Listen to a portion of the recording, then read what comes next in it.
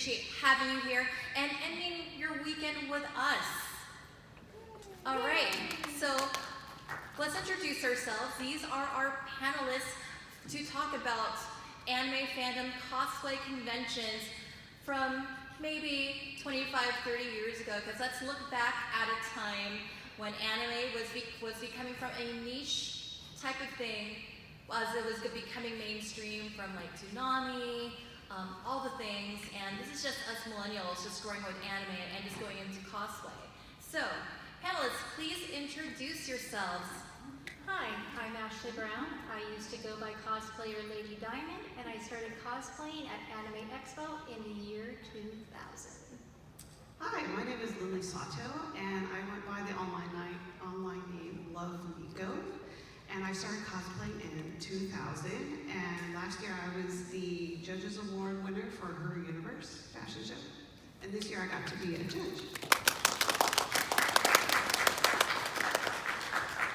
Hello, we are the Baby Nico twins, Baby Snow Leopard and Favorian. That's what we used to go by, we just go by our names now. I'm Lily. And I'm Keith. Our first anime convention was Anime Expo 99. Our first Comic-Con was 2002. Yeah, we went to AX 99, but we were just attendees, and then we saw cosplayers, and we were like, we gotta do that. We got sucked in. Yeah. Yeah, my first Comic-Con was 2002, back when you could just walk right up on the day of and get your badge. Guys, Yeah. did you know And that once upon a time Area. you could buy your badges the day of at the con for next year? And I am your moderator. My name is Victoria Espejo. I am also the author of the Fangirl Diaries. This is a book all about this era of anime fandom and cosplay, growing up during a time before streaming and social media, and being raised on Sailor Moon and Magical Girls. I am selling this book. If you're interested, just talk to me after the panel. I got a ton of copies, and I can also hook you up with some stickers and some prints too, if you buy a copy after this panel. All right. Can you believe these photos were taken 26 years ago? This is when I met you guys for the first time at a little convention called Animagic in Lancaster, California. Can you imagine Lancaster having an anime con? Who are those babies? Look, we're such babies. I was dressed up as, oh my god. You were Naomi. Nanami, Nanami, the yes. favorite main girl. Nanami from Utena. And I was Wakaba in her Black Rose Duelist era. Yeah, that's me as Utena when I had that commission. And now I'm cosplaying as Utena today, my first cosplay remade. And we have dual Minmays. Yes. I love that mention. Took a picture with Mari Ijima. Right. She was always a guest, Yeah. like at every con. Yeah. All right, so getting into anime back then, what was your first anime? And what was the anime that turned you into a fan? You know, I think it probably was Sailor Moon back when they were airing it before I would go to school every day. And that's what really kind of introduced me to the anime world and community in general. Good old geek Sailor Moon. For all its flaws, it was perfection as well. I love the theme song still. My first anime was probably Unico on the Disney Channel. And then later in junior high, I made a new friend, and she's like, hey, come over to my house. I want to watch some anime. So we started watching Ranma on VHS tapes. Oh yeah, and then her brother was a huge anime fan, but he had some questionable tastes. But we watched like Project A-ko and things like that. And Vampire Nudie. Yes. Yes. This was like 93, if you want to do the math.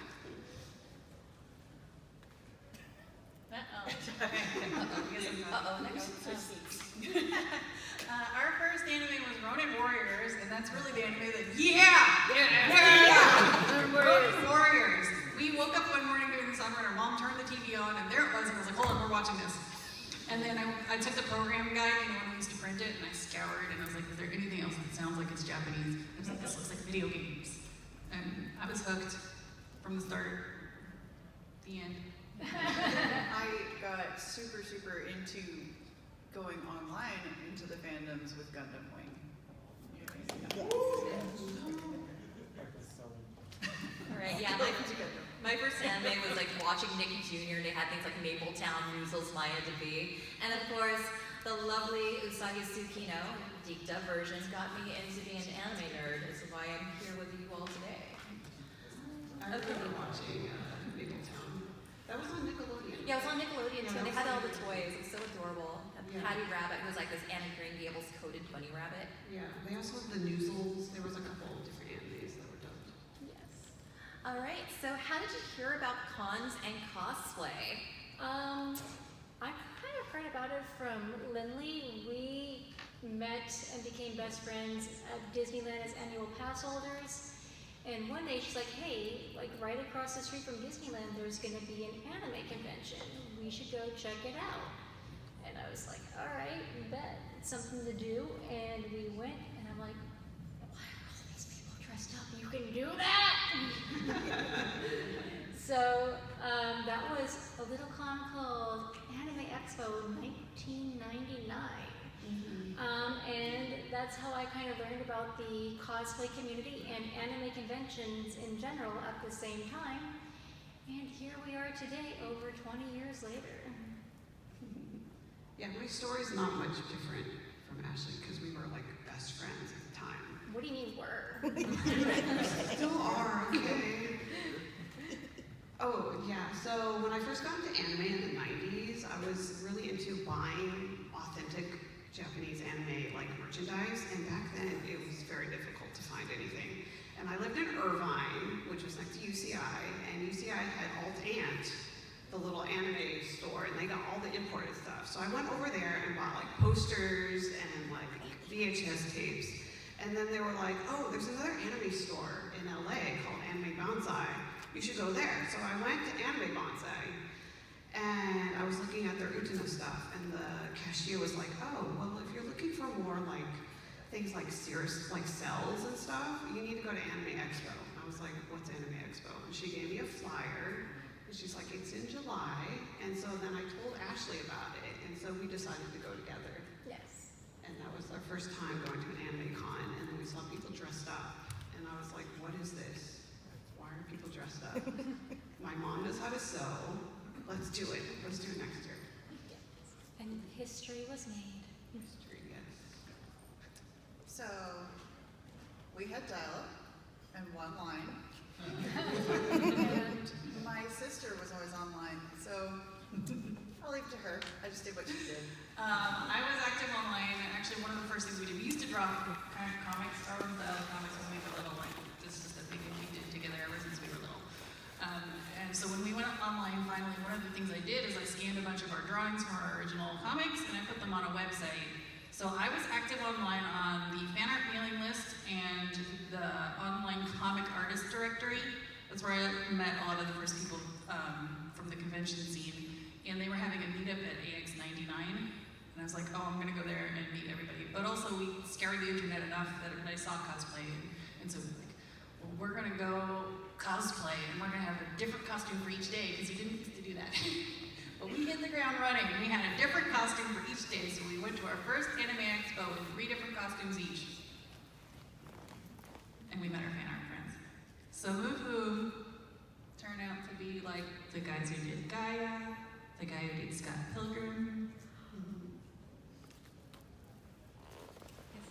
Yeah, I first heard about conventions through a magazine called Animerica. Who remembers that magazine? And if I wanted to apply for something local, I would go to a website called the Annie Web Turnpike. Who remembers that website? Yeah, that was my jam. That's where I also was looking for my fan subs so I can finish Evangelion and Utena. Yeah, just this is another slide of cons and cosplay. Yeah, this is from AX 1999. I think we have a few, Lily, I believe this is US Lady Un. Oh, those are pictures. I still remember watching the masquerade. It was in the ballroom at the Hilton in Anaheim. Yes, it was. That's where They made us stand in the kitchen for 8 hours Yes, backstage. standing in the kitchen for 8 Yes, hours. I heard about that. Right, I had me like passed out. All right, I think we covered, so what was your first convention experience like? What was that, do you remember the feeling you had stepping into your first con? Well, ours was kind of unique because Anime Expo, while usually held in Anaheim, was held at a little hotel. You might have heard of it called the Disneyland Hotel. So yes, Anime Expo was hosted by Disney one year. 2000. Well, we have a whole slide on that later.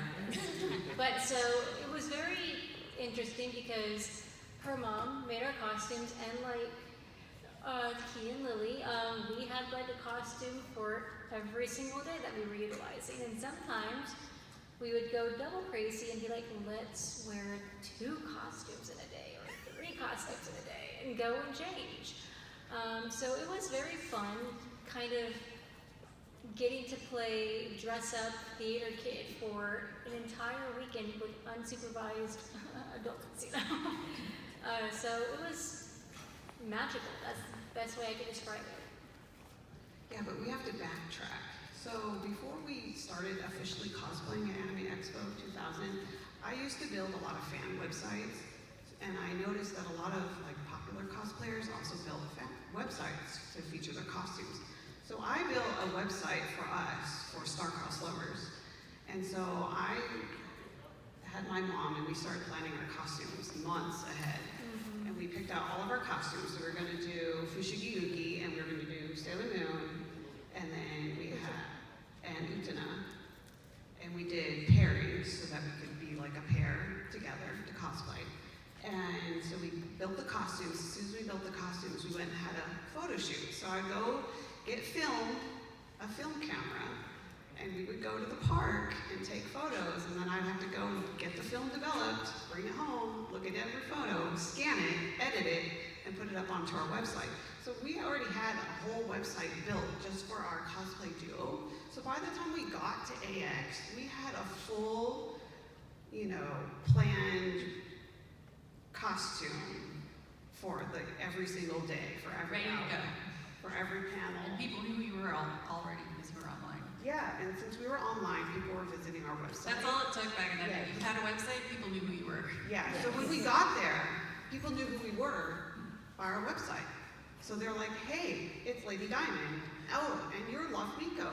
You cosplay Sailor Uranus. Oh, you cosplay Sailor Neptune. Oh my gosh, I've been to your website. I love you. So it's like today, when you see people's TikToks and Instagrams, back then, if you built a website, that's how you got your name out there. And being on the easy boards, because every popular cosplay group had an easy board form. Yeah, there would be different popular cosplay groups would have their own message boards, and if you frequented those message boards and you used your same screen name, people would put 2 and 2 together. You would tell them which day you were going, what costume you were wearing. You would, plan Cultivate that following. cosplay gatherings, and then you would meet up, and then you would meet other people that you met online through the easy boards. And yeah, so our first AX 2000, we were quite busy. We were busy meeting people, and everyone thought we were like cosplaying for years, but that was actually our first year cosplaying. AX 99, so we knew about it a little ahead of time. I had a website, as I said, dedicated to our comics. We did not have a cosplay site yet because we were just getting started. So for us, it was running around meeting a whole lot of people, and we mentioned we each had 3 costumes. We had a different costume for every day, but the common thing back then was you had one costume and you wore it all weekend. So it was that guy who wears that costume. It's like, oh, it's that Heat cosplayer. And we saw him all weekend in the same costume, and we're like, yeah! Or to be that Robotech cosplayer. Yeah, that Robotech cosplayer that you see every time at every convention, every Start day, recognizing people. in the same costume. Yeah, we don't do that anymore. Hey, it's that Faye Valentine, the man Faye. I hear a few people here laughing, they remember. Oh, we remember man Faye. Oh, we The remember. real ones remember. Yes, we were there, we witnessed it. Unfortunately. So for us, it was just exciting to see people dressed up as your favorite characters, and it was an easy way. The community was small enough. You run up to people and be like, hey, I love that, and you just start chatting and making new friends. Yeah, the community was really small back then. numbers-wise, AX 2000 had a little bit under 10,000 people. And only a fraction cosplayed. So you knew everybody. Yes. And then there were the East Coast cosplayers. So you knew who the East Coast cosplayers were, and sometimes they would go to out-of-state cons, and then you'd be like, oh, that's the East Coast cosplayer. So like Yaga Han, she was the East Coast cosplayer. We all knew who she was. Yes. That was when she was very petite. Yeah, and young. when she was still an artist and did karaoke, because she judged me during karaoke one AX. All right, how do we converge in fandom spaces? So what were online fandom spaces like? Well, like you said up there, AOL Instant Messenger, obviously. My first moniker, I think, was Demondo Girl. And then, obviously, Easy Boards, good times. Are you guys on the cosplay mailing list? What was that? Were you on the cosplay mailing list? Oh, it's on Yahoo. Really? Yeah. Email mailing list. Oh. Did you do that? No. No, I was active on the cosplay mailing. This is where it started, actually. Everyone who was ever before. International. as Yeah. well. Yeah. Yes, international. So it's cosplay mailing list. We all email each other. The community was that small. We could internationally, all the active cosplayers, the most active cosplayers were on this mailing list. This is how we planned groups, or just chatted about stuff, talk about upcoming conventions. We primarily used Easy Boards and LiveJournal. Yes. Yeah. That- Does anybody remember LiveJournal? Yes. I mean, before Facebook, there was MySpace and then there was LiveJournal. And MySpace came first, and then I think people started evolving to my LiveJournal. Yeah, to LiveJournal. If you want to backtrack a little bit, some of us had Blogger and integrated it with our websites, and then moved on to LiveJournal, and then moved on then MySpace, and then Facebook. And I vaguely remember Blogger. I think I had a Blogger for all of 5 seconds before moving to LiveJournal. Oh, the comic, online comic artist directory had an IRC channel, so that's where I hung out a lot with the artists that I mentioned before on IRC. Yeah. And then I have a little separate experience because I joined Rebel Legion, and we were using Yahoo groups and those sorts of things. Oh, yeah, Yahoo Yeah. groups. I used So I Yahoo was a little groups. bit more active in Yes. some of the more Western stuff. It really depended on the fandom, Yeah, and which, it like did. anime fandom, and whoever was running it, they would decide which platform they wanted to use. Yeah. Exactly. Okay, cosplay websites. So who remembers like these cosplay websites? Oh, I remember those cosplay websites, especially a Fans View. If you were a cosplayer, a Fans View was your best friend because our good friend, Kevin Lillard, Rest in peace. rest in peace, he would take pictures and he would have them up within hours. Like, he would have Friday pictures up on Friday, so you could just see your pictures for that day automatically. And he was very dedicated Yeah, to what he did.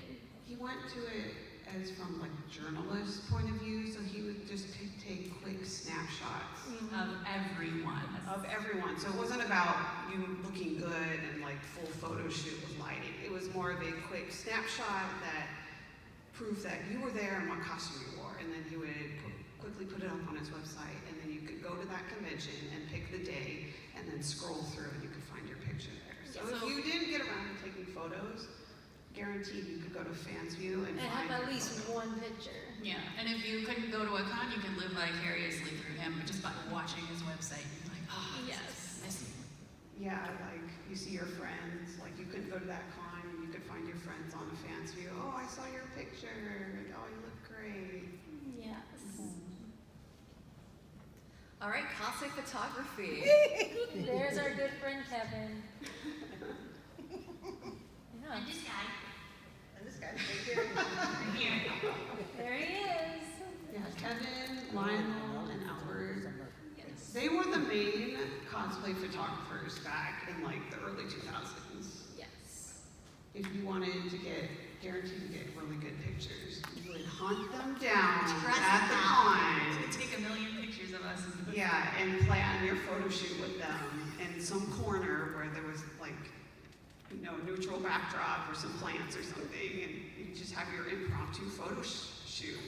And then after the con, they would upload it onto their websites. What was Lionel's website again? It's Lion Boogie. Usagi-chan. Usagi-chan. Search and Linus Rescue. Slam Network News, Linus Slam Network News, which also had which is usagi-chan.com. Yeah, and I still exist. Yeah, it does still exist. Yes.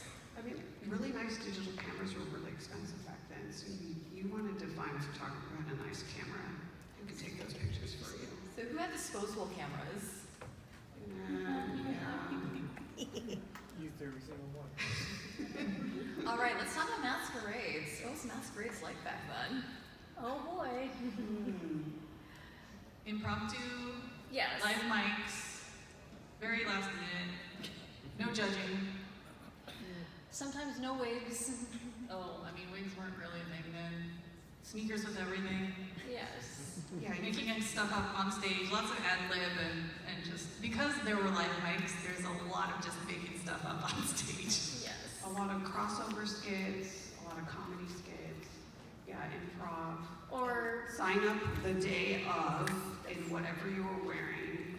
recreate a scene from a Japanese musical that you hadn't seen, but it's Yeah. online. Yeah, and I think the craziest masquerade skit was this photo in the middle. Basically, it was Sorcerer Hunters versus Slayers, and it was hosted by Professor Tomo from Sailor Moon, and the prize was a Gundam, and I was Yomiko Reedon for that skit, and I had to be like Vanna White. And it was just a last-minute skit. We figured it out on the day of. And yeah, just some more masquerade photos here. I believe- yeah, who are those people? I did Ojamaju Doremi at Fandom with some friends. And we did because they're like magical schoolgirls, and we based our skit on Harry Potter. And I believe it's us at Animagic 2000 or 2000. 2000 in the middle. Wow. Uranus and Neptune. Yes. Our concept that she created, which was a mix of Eternals and Cosmos. Yeah, I did an original design, so we would Yes. stand out from the other like regular Sailor Moon cosplayers.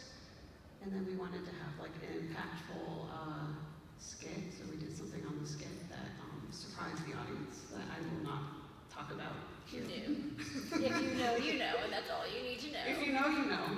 But if you don't, that's fine. Yes. And we had like one of our first like Kaigai idol groups, you heard the word Kaigai idol existed, Yusei Musume. And there's a story about double booking your masquerade skits here too. Would you like me to tell that story? Yes. Absolutely. Right now. Yes. We were kind of the group that made cons and masquerades realize they needed more rules.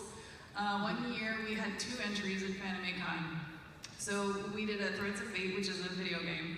We did a Threads of Fate skit. And then our friends who were doing Morning Musume, which is a Japanese idol group, the first Morning Musume group, they had a couple people who dropped out or needed replacements last minute, schedule conflicts. So the 2 of us, actually, there was 3 of us there are 4 of us in our Duke Prison group. 3 of them had to double into the Morning Musume group. So they put the Morning Musume group last. We were early. We changed into Morning Musume costumes, and we also did the last group, song and dance, and both of our skits won awards. So That was embarrassing. It was. We got a craftsmanship award for our first skit. When we went to receive our craftsmanship award, we were in the costumes. They were so confused. And then they realized they needed more rules about how you can only appear on stage once. You rule breakers. Oh, darn it. It's only a crime the first time. All right, I promise I had that slide about Anime Expo 2000 when it was on Disney property. I remember that one all too well. Me too. All right, you can see here we have Chiyo Saito and Ikuhara, the creatives behind Lieutenant. You know, just sort of roaming around back then when guests of honor used to chill with people, with attendees. I remember meeting Ikuhara many a time because I was always run into him. And one time Scott McNeil at Animagic was like having like some RC cars like right by the pool, like, oh hey Scott, what's up? All right, what are your memories with AX 2000? Very surreal because also I was a Disney pass holder at the time, So having my two loves converge was kind of odd. Like, wait, I'm here for this, but I'm usually here for that. Well, we were cosplaying, and then we decided we wanted to go to Disneyland in our costumes. Oh yeah. We tried to go in, and we showed them our annual pass, and they're like, No. "No, you can't come in those costumes." I was wearing an Utena bride dress. Or Yes, dress. I think I was And you were wearing. wearing a school uniform. Yes, I was wearing your school And uniform. they were like, "No, you're gonna get mistaken for princess. You can't come in." That was the first time I've ever been denied entry to Disneyland. I know. It was cosplay.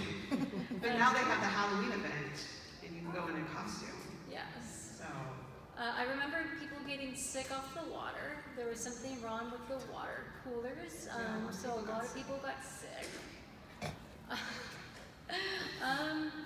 And yeah, just getting a lot of weird looks from the people who were there for Disneyland at the hotel. Us walking around in our, skimpy senshi fukus. So oddly, my biggest memory from Anime Expo 2001 Disney property was we were dressed as Officer Jenny's. Both of us was there was a picture earlier. And I had a little toy gun, and it's like, one of those Halloween toy guns. And I pulled it out, and the moment I pulled it out, you could see security coming from every direction, and I was like, I put it away so quick. I was like, Disney. after that, they started zip tying. Yes. Like bright colors. There was no weapons props check back then. So what I'm hearing is all these rules are because of you. This girl. There was no weapons check, prop check back then. No risque costume check. There was no cosplay as the cosplay consent thing. You get Similar times. Yeah, you get photographers taking boob shots of you and butt shots, and later you'd be very uncomfortable about that. They wouldn't do anything about it. No. It was just anything goes. Yeah. Unless you were vocal like me and not nice like me. Yeah. It's like, no, don't do that. Okay, anything else about Anime Expo 2000 at Disney? Like I said, magical. Magical. I do remember Chio Saito went on record saying, during the guest opening ceremony, he was like, yeah, I wanted to go just see the ocean, swim in the ocean in California, but I found out there was E. coli in it, and I decided not to.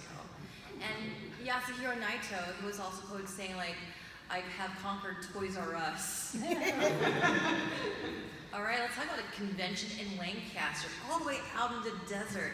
Animagic, or as the community called it, Camp Cosplay. Or the party con. Pool con.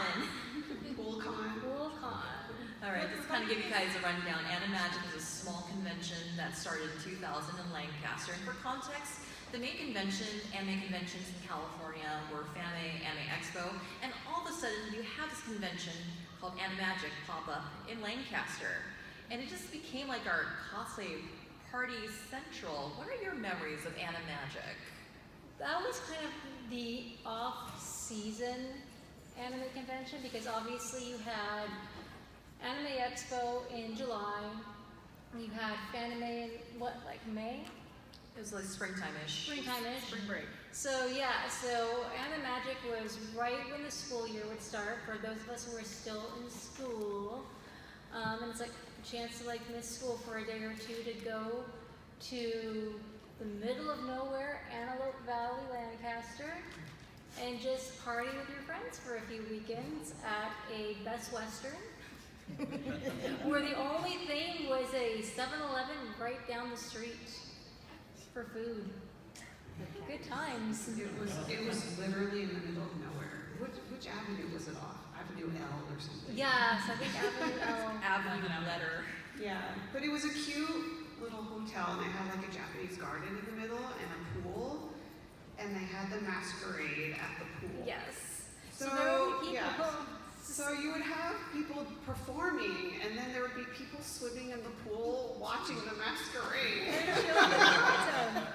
And then you would have cosplayers jump in the pool Yes. in their costume. And the most popular rooms were the ones like that face the pool, and those ended up being like the party rooms, and that's where you go get your booze.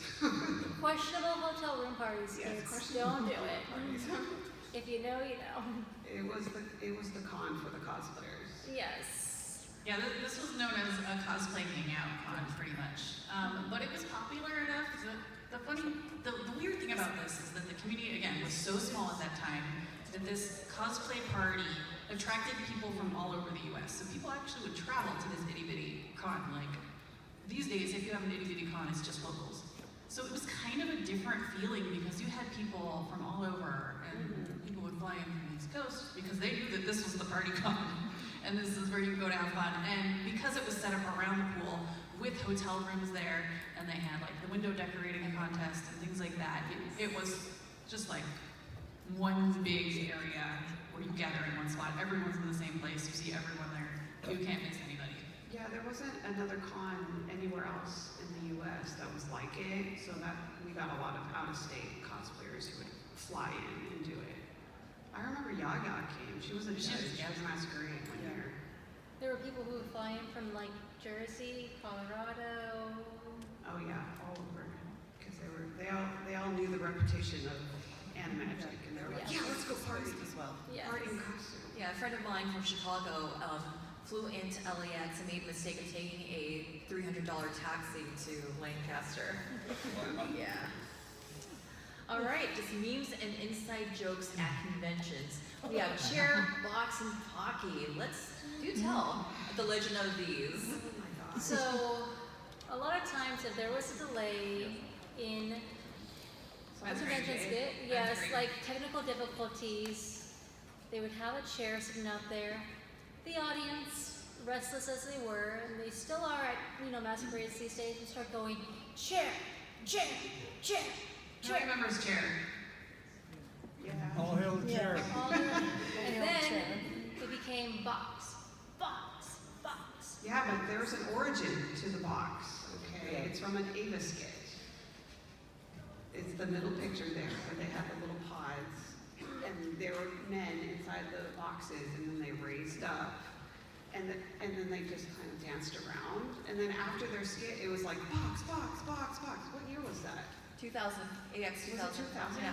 Yeah, every year it was box and chair. Box, box, chair, chair. Whenever there was a delay, box, box, box, chair, chair, chair. Surprisingly, no one ever did a hybrid combo of box chair. That would have been, Well, chair was forgotten in the box. But chair happened at Comic-Con too. Yeah. yes. Yes. So did mouse. Yeah. But it was because o- they forgot the chair on Yeah, over in the Midwest, we had the Pocky chant and a dance chant.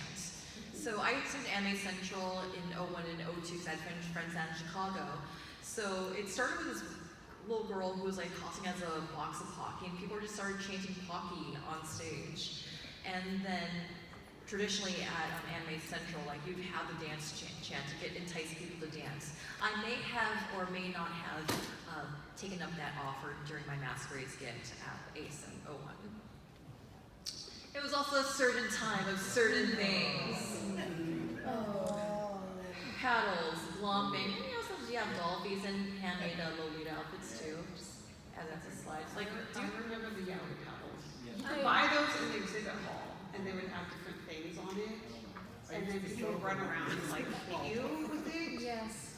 And then you would also have random people, female and males alike, glumping people in skimpy costumes, and it was very. Yeah, but we have to explain glomping. Glomping is where you run up and hug someone unexpectedly. Jump. Yes.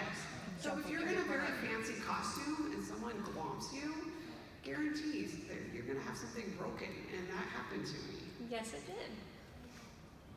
It was more of a tackle than a Yeah, it was more of a tackle. Yes. That's right. Like a cute It was supposed to be very cutesy.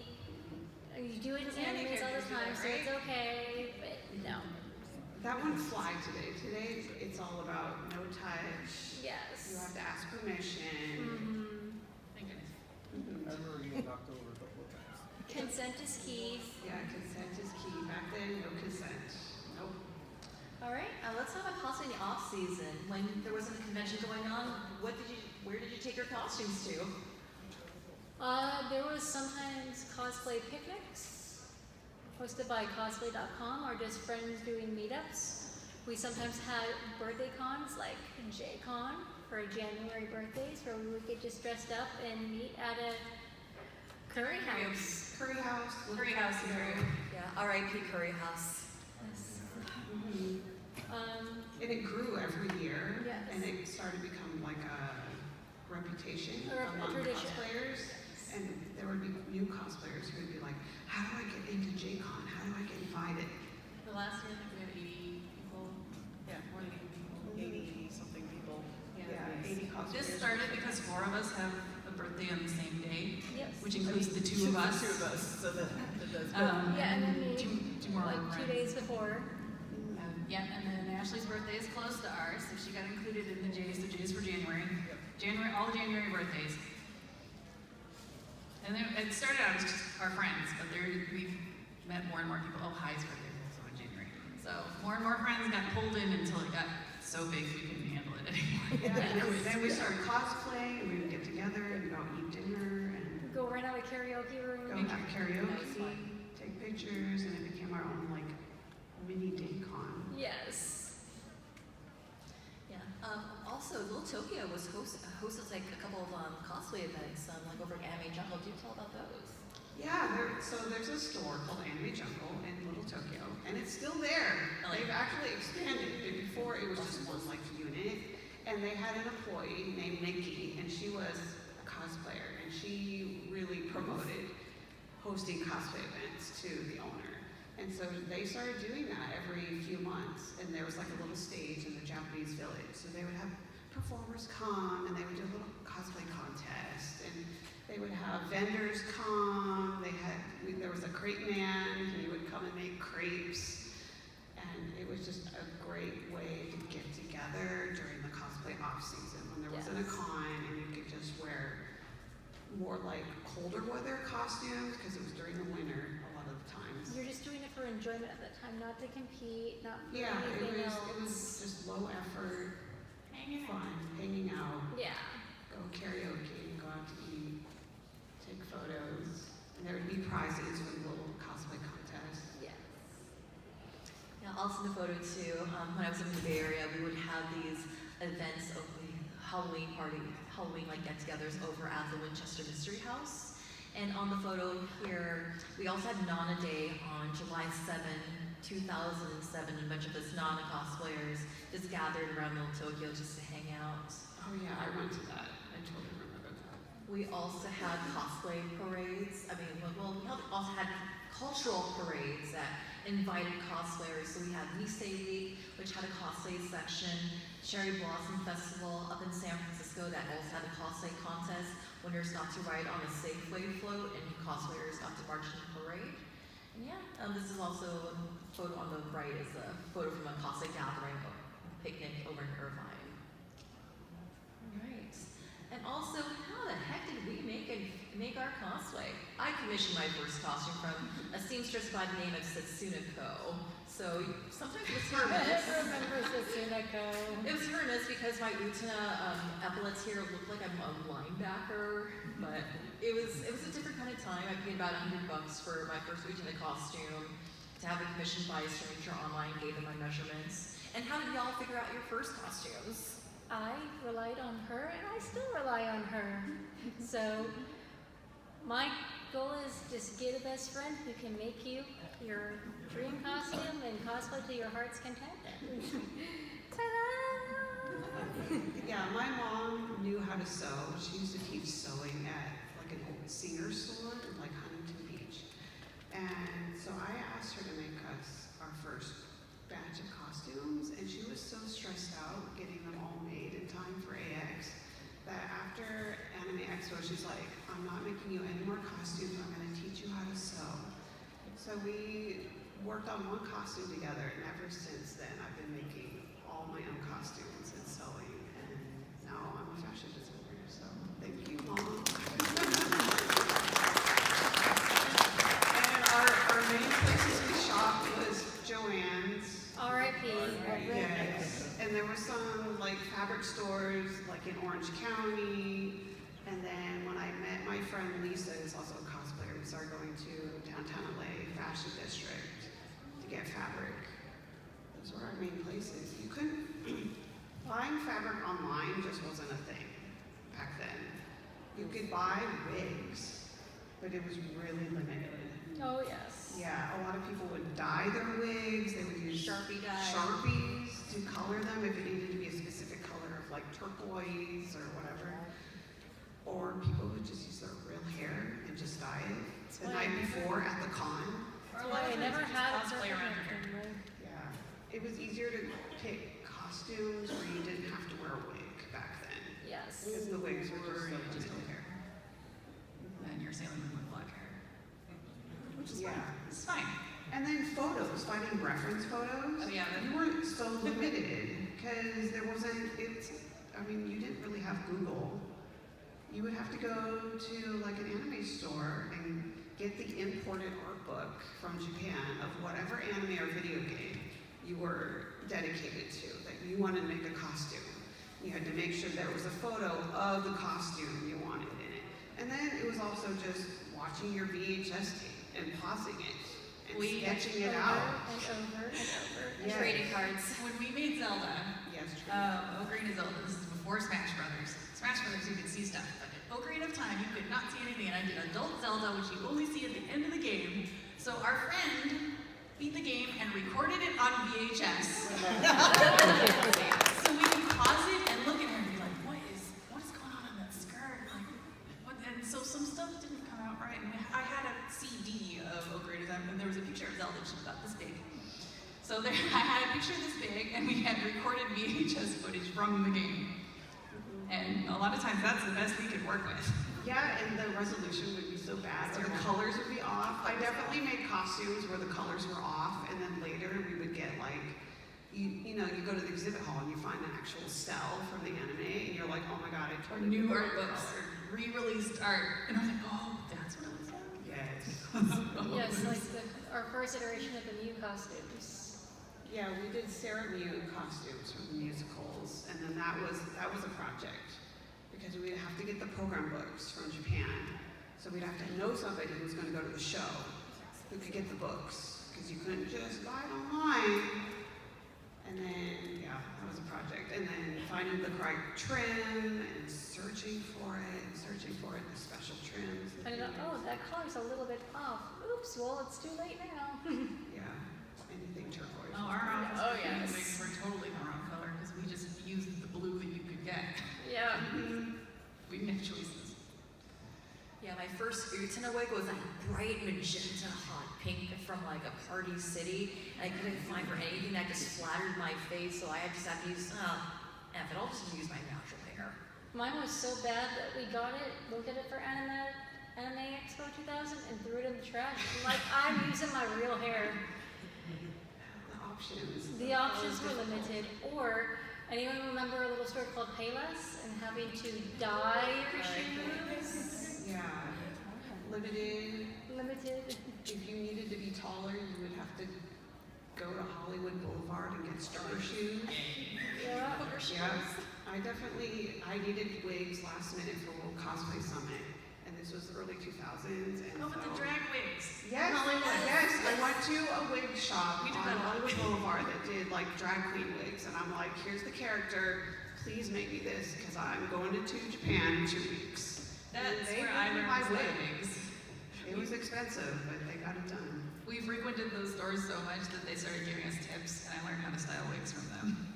Yes. You would know where to like order all the pieces and put it together. Now it's so easy. Now there's like Now Epic there's Cosplay. You can get any color. You can buy any cosplay wig off of Amazon in any style. Get stuff pre-teased. Pre-teased, pre-crimped, all different lengths. Yeah, 5 wigs. That's where I got my pre-styled Sailor Moon Usagi wig, because back then you kind of had to figure out how to do the twin tails, how to do the Ogongo things, Yeah. all of that. Well, we're just about to wrap up. Any final words about fandom back in the day? Obviously it's created a lifelong friendship with a lot of people that we're still doing work with, you know, to this day. So continue if this is what you love to do, and you're just starting out. Then 20 years you might be hosting a panel and talking about this. If your childhood. Yes, I've made my husband cosplay.